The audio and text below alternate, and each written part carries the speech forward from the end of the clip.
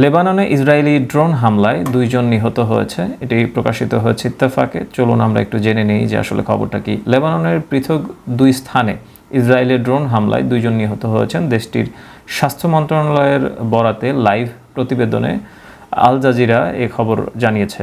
প্রতিবেদনে বলা হয়েছে সাকরা ও বারাশিত শহরের মধ্যে চলমান একটি বুলডোজারের উপর ইসরায়েলের ড্রোন হামলায় 1 জন নিহত হয়েছেন।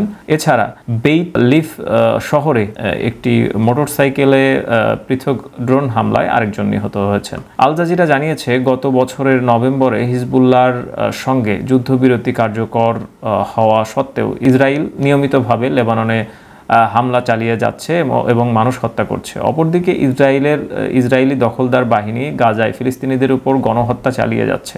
স্থানীয় স্বাস্থ্য মন্ত্রণালয় জানিয়েছে গত 24 ঘন্টায় গাজায় নতুন করে ইসরায়েলি হামলায় কমপক্ষে 47 জন বেসামরিক নিহত হয়েছে এবং বহু লোক আহত হয়েছেন।